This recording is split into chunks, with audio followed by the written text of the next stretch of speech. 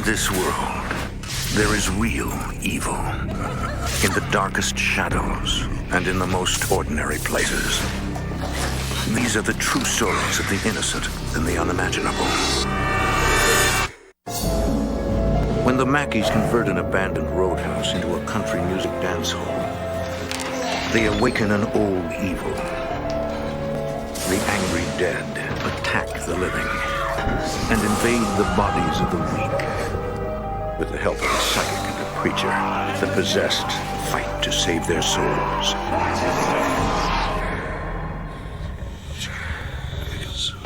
Between the world we see and the things we fear, there are doors.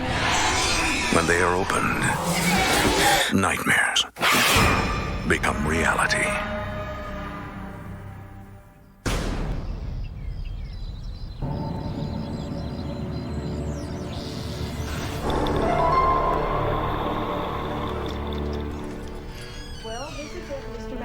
As you can see, there's quite a bit of work to be done. I think you'll see that this facility has everything that you're going to need. Country music artist Bobby Mackey has been on the road for 12 years. Ever since he quit his job with the railroad to sing full-time, he's dreamed of owning his own nightclub. Well, the type of music that I've always loved is the traditional country music. And lots of club owners don't understand that, and they wanted different types of music, and it got to the place where I didn't want to be nobody dictating to me the kind of music that I felt in my heart and I wanted to play. And it was either move to Nashville at that time or get my own place. This will work. This will work. The former rock and roll roadhouse in Wilder, Kentucky is exactly what Bobby has been looking for. I like to bring my wife by sometime to look at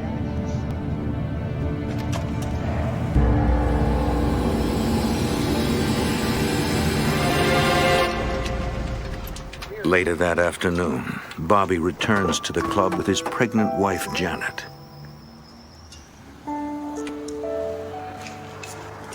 What do you think?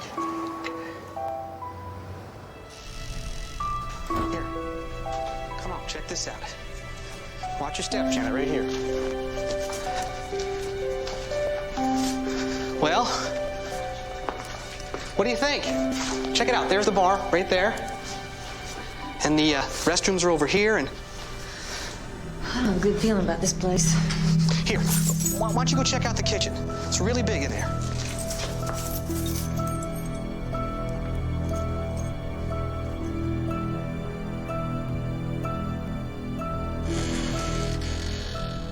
Janet Mackey appears in silhouette to protect her privacy. Felt like somebody was in there. And there wasn't nobody in there but him and I.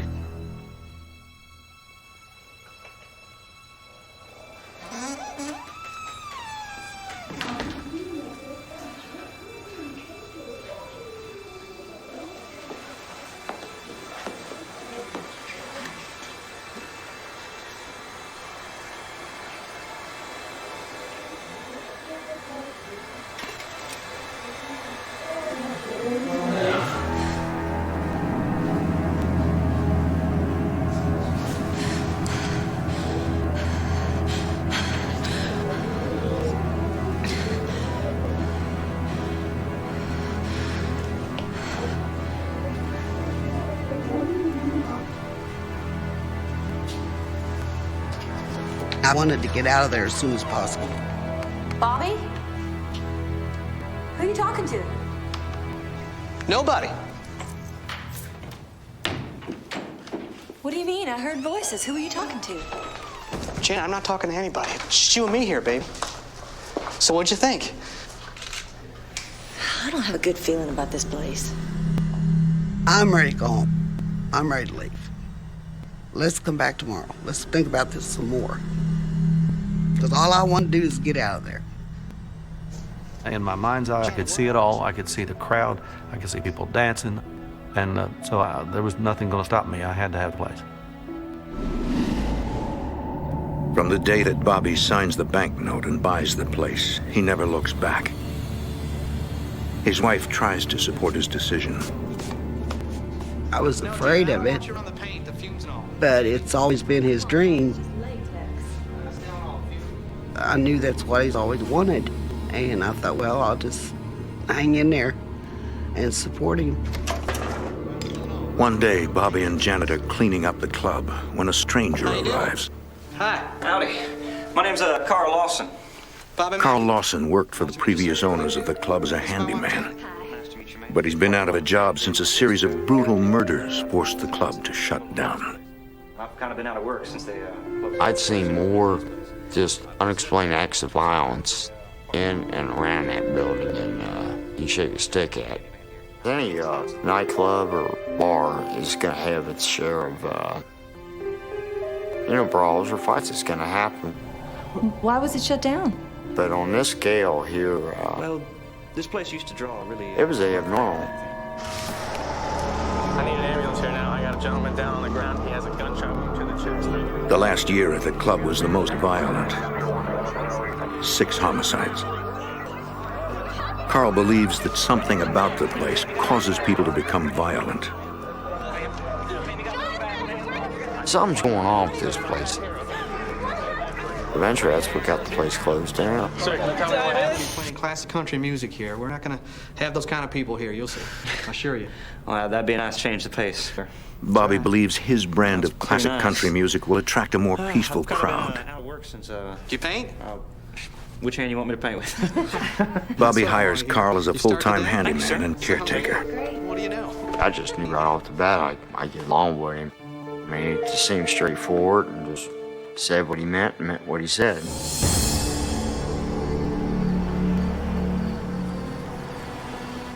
I think that'll just about do it. His wife, Janet, was about the same way. Carl and I became buddies, and he was more like my little brother.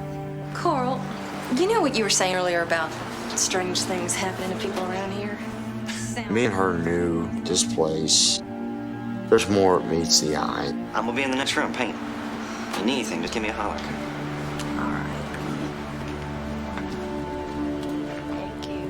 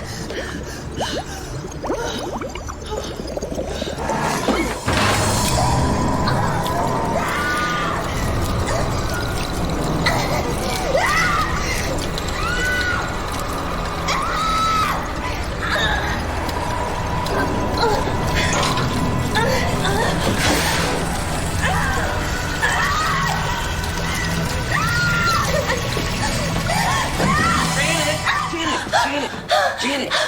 You okay? Janet! What happened? There was blood in there. There was blood coming up out of the sink. The sink's empty. There's nothing in the sink. Nothing. Wasn't for him, who knows what would happen Just next. blood in there. I do know for a fact something forced that woman's head down in There that was a hand sink. pushing my head into the sink. I knew right there and then, whatever's here is not playing games. It's become dangerous. It's become violent. I'm telling you, Bobby, there was a hand in the middle of my back forcing me into the sink. Janet tells her husband what's happened, but Bobby can't believe what he's hearing. It was like it all just stopped and He told me I was crazy. He didn't believe me, he didn't believe Carl, What's going on here? but it did happen. I'm telling you, I don't want you filling her head with any more of this stuff. Do you hear he's me? not putting anything in my head. I know what I saw, and I told him about it. Janet, ain't nothing. I don't believe in ghosts. Got to be I've heard an enough. That's it. explanation. That is it. Something else. It can't be that.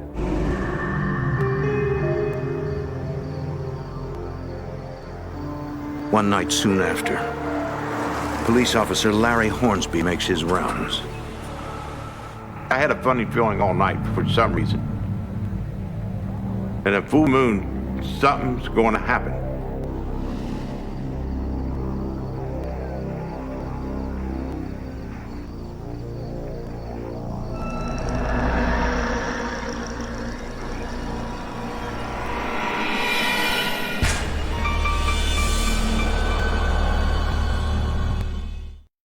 This'll work. You guys don't happen to need any help, do you?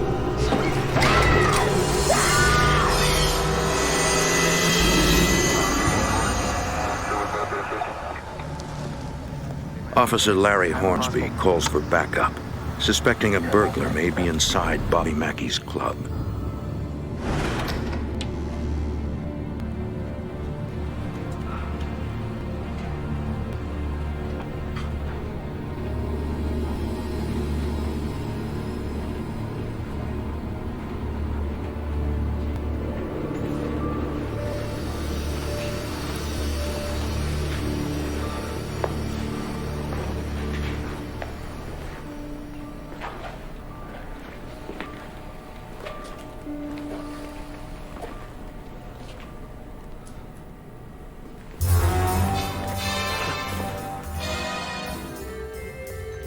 Did you hear it?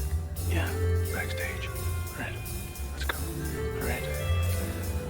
Police! Come on out!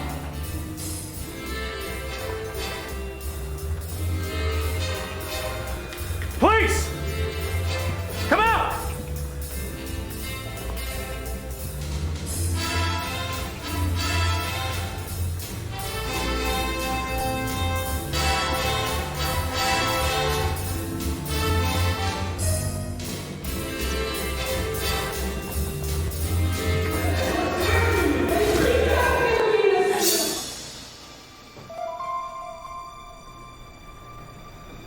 I knew there was a man and a woman in the radio playing.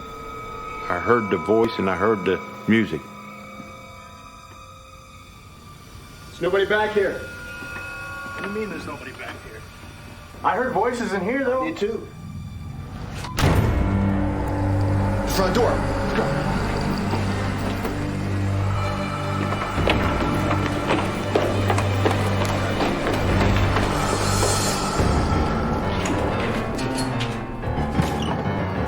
No wind. There was nothing could close that door. We was stunned. Put it that way in plain words, we was stunned.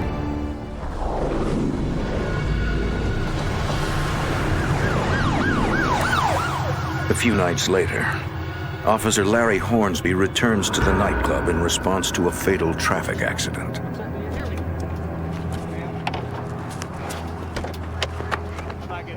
You got nothing? All right, we need to get these guys out of the car.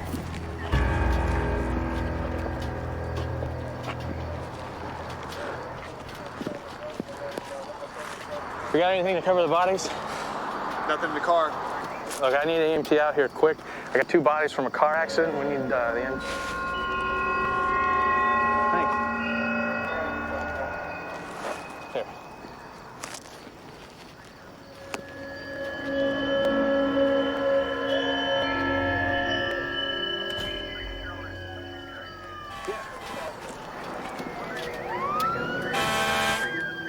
After we got the scene cleared, we came back up, knocked on the door so we could thank her for giving us a tablecloth. But the doors were locked. We didn't know what happened to her.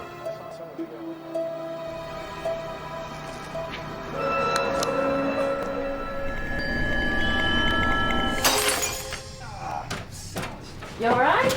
Oh, I'm fine. I just broke the last of my good bulbs. I gotta go get another one. Okay. Careful with glass. That's all right. I'll clean it up. I'm good. Janet, you don't have to clean anything. I'll be right back. I get it. All right, I'll be right back, okay?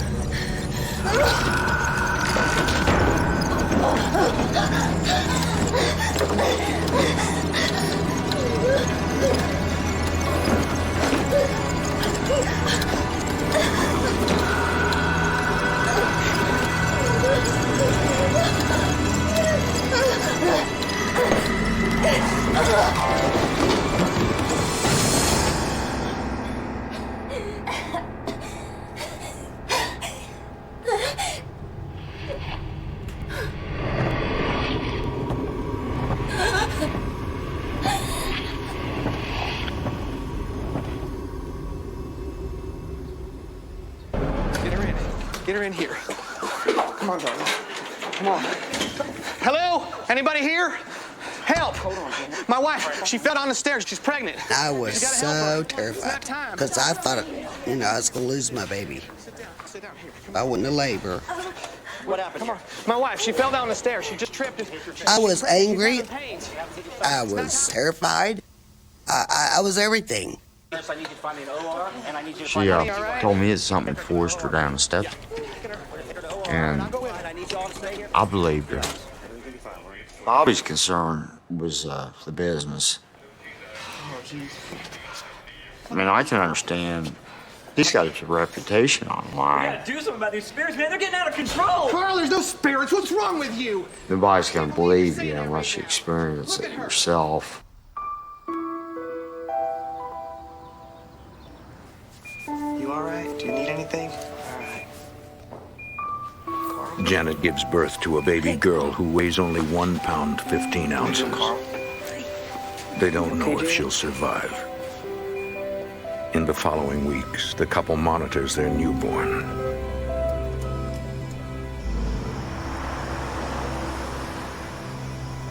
When it becomes clear that their daughter will survive, Bobby prepares for the grand opening.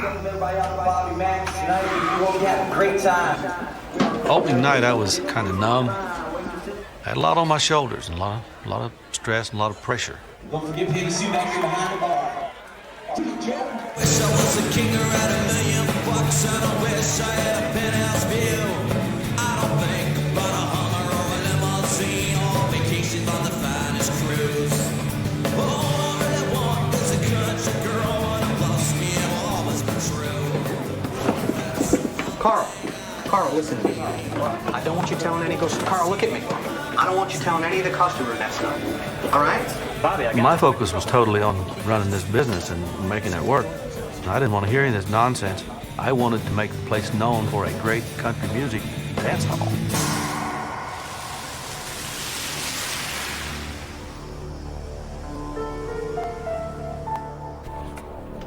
A few weeks later, Carl moves into an apartment above the club. He spends every night there, alone. Unless I had to go somewhere, I stay here, kept an eye on it, protected it.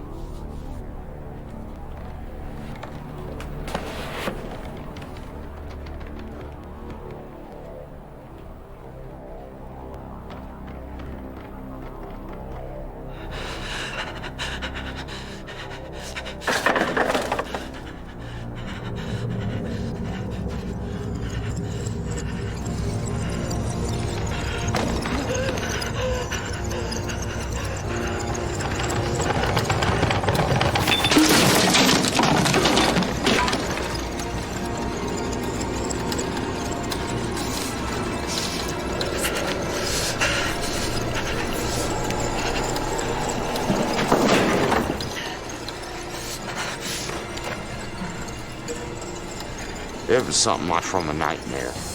I'd actually thought I was dreaming, but I wasn't. It was real.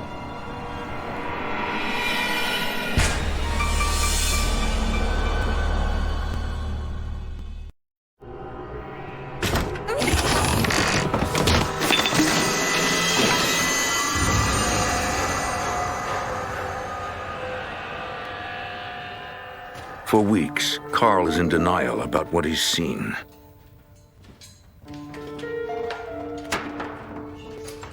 One day, Carl is cleaning up the storage room.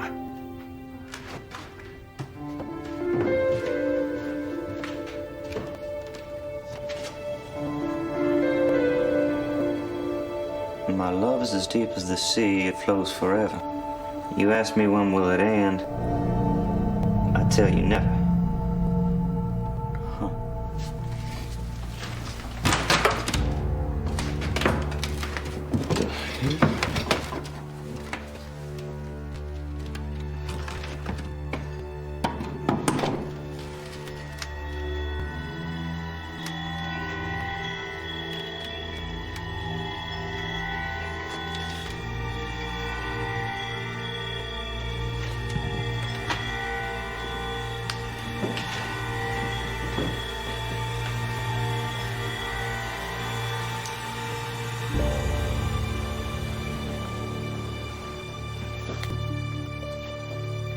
The diary contains the personal confessions of a woman named Johanna, a dancer who performed at the club in the 1930s. Tuesday. She was in love with a musician, and Johanna's father did not like this guy. He said he'd kill him if we didn't stop seeing each other. I'd rather be dead than lose Robert.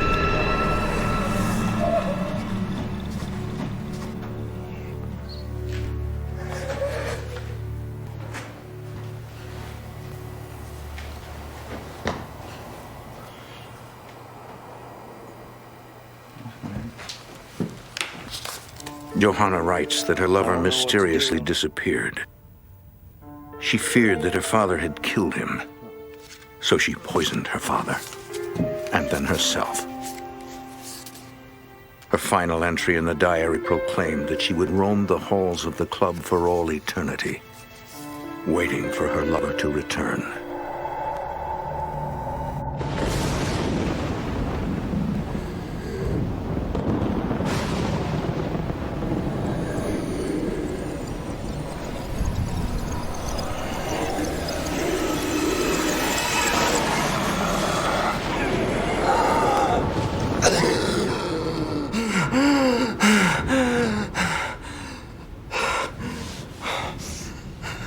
Breathe. Maybe I just got a medical problem I should get checked.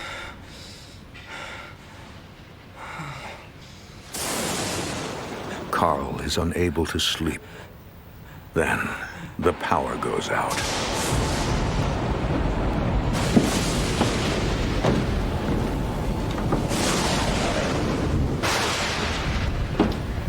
Carl goes to the basement to check the breaker panel.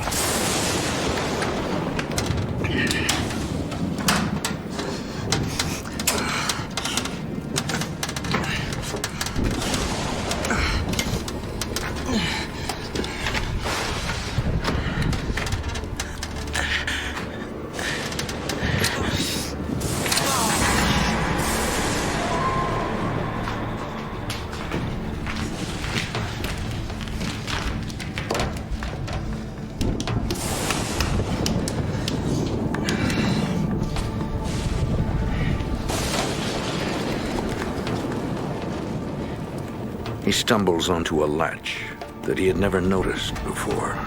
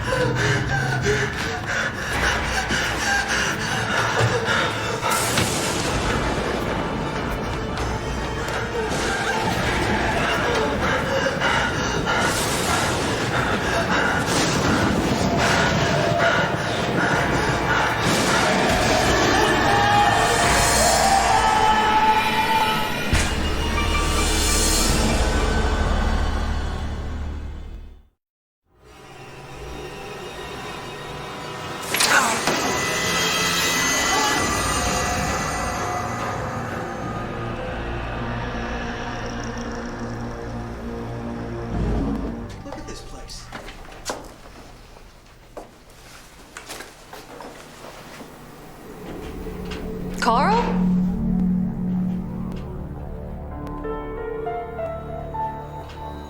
Are you all right? In the following weeks, Carl's behavior becomes unpredictable.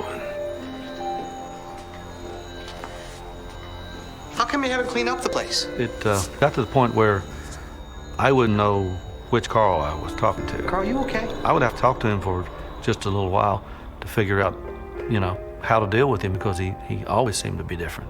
You think you're alone here, but you're not. Carl, you okay? You'll see. See what? I've been trying to tell you, Bobby. Tell me what? Don't you This see? place sort of, it became a, it was part of me. Bobby Mackey stays focused on his business. He asks a friend, Doug Hensley, to help him produce a television commercial. So, come on down to Bobby Mackey's Music World, where the good times never die. Cut! Although Bobby refuses to believe the nightclub is haunted, he confides in his friend about the strange occurrences. So how's everything going? Pretty good. I'm having a problem with one of my employees, though. Who? A kid named Carl. Once Bobby had told me the He's story, seen ghosts. I asked him Really? why he kept it quiet. And he said that a lot of people are afraid of ghosts, and he didn't want the word out. He firmly said he didn't believe in it, but his wife and Carl Lawson believed the place was haunted. As a writer, Doug is intrigued by the incredible story. Do you mind if I talk to him, though? I guess you want to talk to him, you can talk to him, but Love to.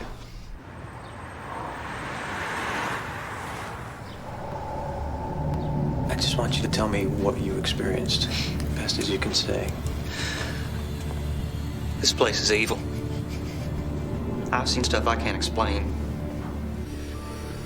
Carl told me that this place was filled with evil, and the only reason he stayed here was to protect Janet and Bobby.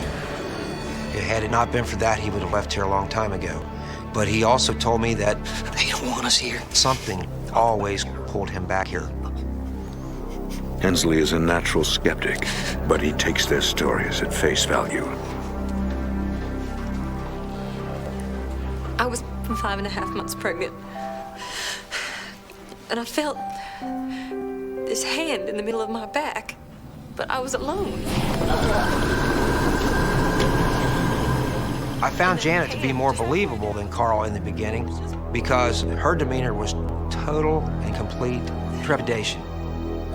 She was afraid to even talk about it. You would have to know Janet Mackey to know that she would not make up something like this. Though he remains skeptical, the stories pique his interest. He goes to the local library to research the history of the club. I really thought Carl Lawson was schizophrenic until I started doing hours and hours of research, learning the history of this place. Hensley finds an explanation for Carl's story in a 19th century article from the Kentucky Post. I learned of two men that were hung in Newport, Kentucky in 1897. Their names were Alonzo Walling and Scott Jackson. Alonzo Walling and Scott Jackson, two Cincinnati dental students, were convicted and sentenced to die by hanging for the murder of a young socialite named Pearl Bryan. Her headless body was found near the site of an old slaughterhouse in Wilder, Kentucky. She was 5.5 months pregnant at the time of her murder. Alonzo Walling swore a curse on the gallows and said that he would come back from hell and haunt everyone involved in his trial and haunt the place where Pearl Bryan's head was. Hensley tells Carl and Janet what he has found. He explains that after Pearl Bryan's body was discovered, bloodhounds led investigators to the slaughterhouse. Locals suspected that the killers had disposed of Pearl's head in the old well in the basement of the slaughterhouse as part of a satanic ritual. But the head was never found. Doug explains that the nightclub rests on the foundation of the old slaughterhouse.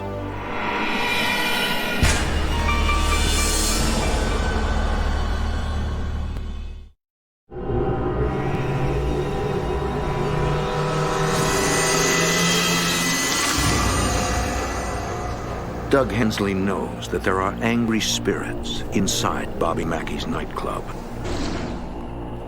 Hoping to bring peace to the building, he invites a psychic named Patricia Michelle. Michelle is a nationally known medium and psychic counselor.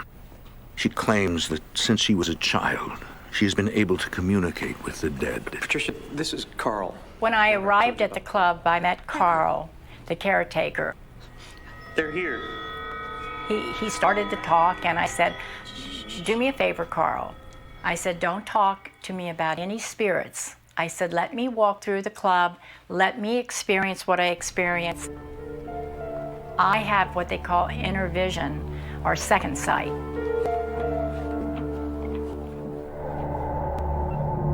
Patricia senses the presence of a spirit.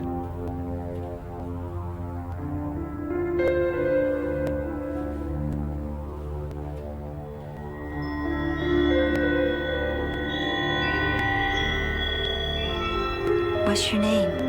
And she said, my name is Johanna. I said, what happened to you? Why are you here? She said, I know I'm dead. I said, why don't you let me send you to the light? And she said, no, lady. She said, don't send me to no light. Patricia realizes that Johanna's spirit has chosen to remain earthbound. I think that what is in Bobby Mackey's nightclub are ghosts that believe there is no place for them to go. And so they would prefer to live in this nightclub than to go on to a place where they may burn for eternity. That's what they think.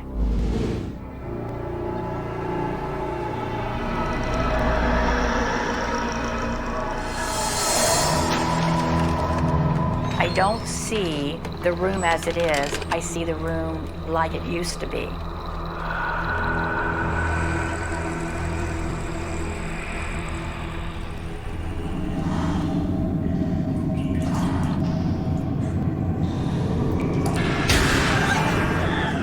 Patricia sees a vision of a decapitated head.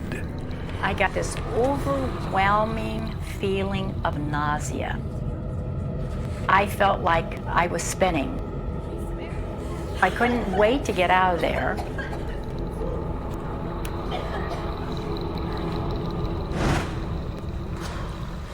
Are you okay? Are you sure? Doug's bringing you a glass of water, okay? Here you go. Here you go. Thank you.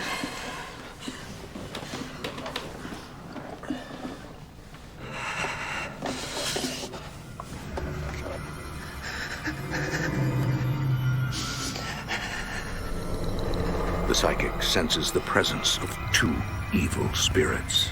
Carl, the two men in the room. I think they're trying to use I said, your Carl, body. these two men in this room, I said, I believe that they're trying to use your body. I think it makes them feel comfortable. They were enjoying their senses, touch, smell, taste. For me, I was controlled. Carl, they've gone now. Carl, it's okay. They've gone now. The psychic tells Carl he cannot fight these spirits alone. I think you're going to need to get a minister to help you. I definitely felt that Carl was possessed. And I told him then, I said, you really need to get a minister or someone to help you. Doug Hensley brings a Pentecostal minister to meet with Carl. And he told me that this was the most evil site that he'd ever stepped foot on in his life, that it was full of evil. Why don't you guys wait here? He said, I've been doing this for years, and I'm telling you, Carl Lawson is demonically possessed.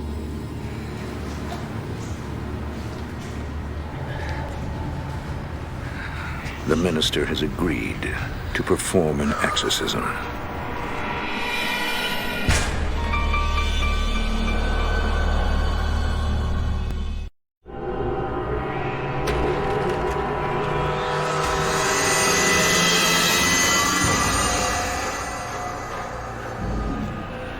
Pray for us. He asked me to stand outside the room, and he and Carl went into the old kitchen and sat at a table. and the minister started performing an exorcism. You're a living gateway for violent spirits. It's not a natural type of thing. They want to live inside of you. So what I'd like to do is to have us pray together.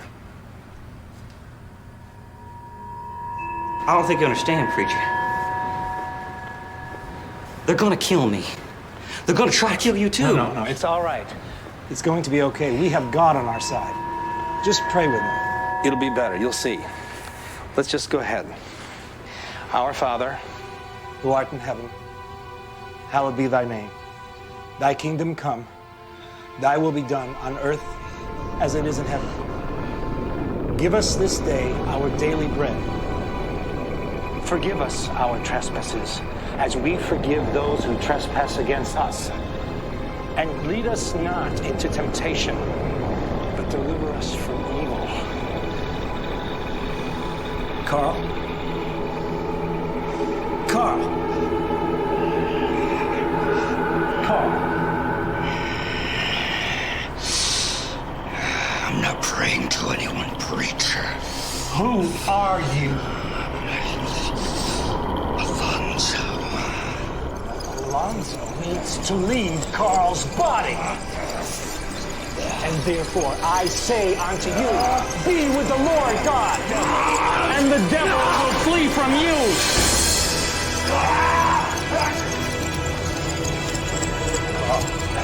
Carl, submit yourself to God. Flee from the devil, and he will flee from you. In the name of Jesus Christ of Nazareth, I command you to leave Carl's body.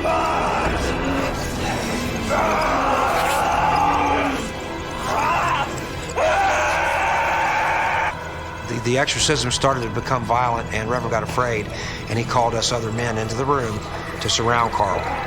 In the name of Jesus Christ, I command you to leave his body. He started speaking in Latin, and then he started speaking in English backwards, and he says, I am Satan. This Bible commands you. And the spirit said, like a dog growling, Manetos. Compels you just to listen. Therefore, At that time, none of us had any idea what that meant, but later on, after the exorcism, the preacher showed us, he wrote that backwards, and it says, I am Satan. James 4:7 says, submit to God.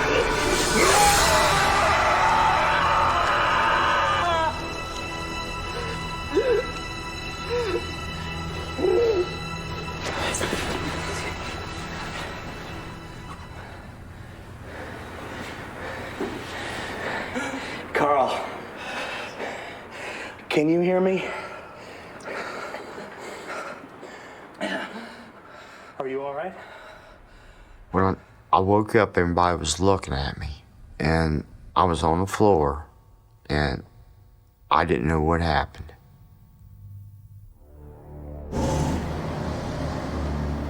After the exorcism, Carl decides it is time to move on. I felt different. Take it easy. I wish you the best of luck, Carl. If you ever need anything, you know where to find me. I felt changed. Time for me to go then. Take care. I felt like a new human being.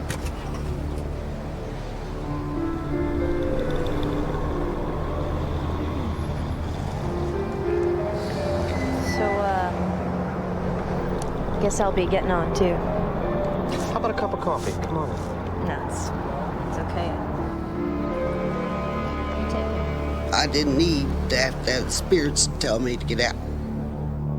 I got out, and I never went back. To this day, Bobby Mackey claims he himself has never witnessed paranormal activity at his nightclub.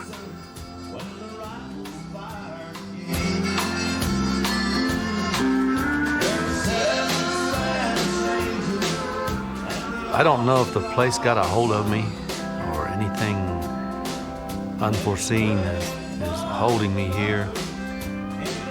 If that's a supernatural experience, then so be it. And I'm going to stay here. Beneath the active nightclub, in the bowels of the old slaughterhouse, the well remains. Some say that it is still a gateway, and that an ancient evil hides deep inside, waiting.